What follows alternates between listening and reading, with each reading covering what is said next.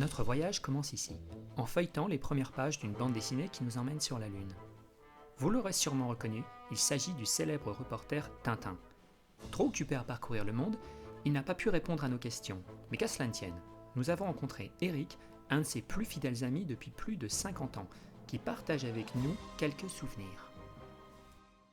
Tintin, c'est un personnage de valeur. Qu'on soit de gauche, de droite, de tout ce qu'on veut, c'est un personnage de valeur. Et où on s'identifie par rapport à une époque. Et vous remettez dans le contexte de l'époque un gamin de 8-9 ans, où on n'a pas encore été sur la Lune, qui était mon cas. Parce que moi, je me souviens, je me suis levé la nuit, mon père m'a levé, où j'ai vu Armstrong en direct, en noir et blanc. Ça, je m'en souviens, mais j'ai l'image. Ça, c'est resté gravé. Je vois. On me disait, c'est important. Oui, c'était important, mais c'était. Je disais, tiens, c'est comme Tintin. Vous voyez, c'est idiot, mais. Parce que moi, j'avais déjà été sur la Lune avec Tintin. Et je ne m'étais pas rendu compte dans mon esprit de gamin que personne n'avait été sur la Lune. Et ce qui fait que les années plus tard, avec tous ceux qui l'ont critiqué ou autres, on parle d'Hergé, se sont rendus compte, parce que quand on regarde, il n'est pas loin de la vérité. C'est absolument incroyable! Vous vous rendez compte? Nous sommes sur la Lune!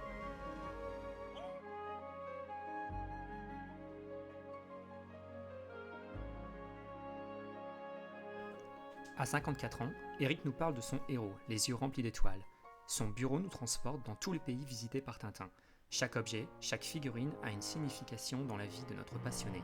Et lorsqu'on lui demande si Tintin et lui ont des points communs, la réponse vient naturellement. Je dirais le côté curieux. Franco, j'y vais.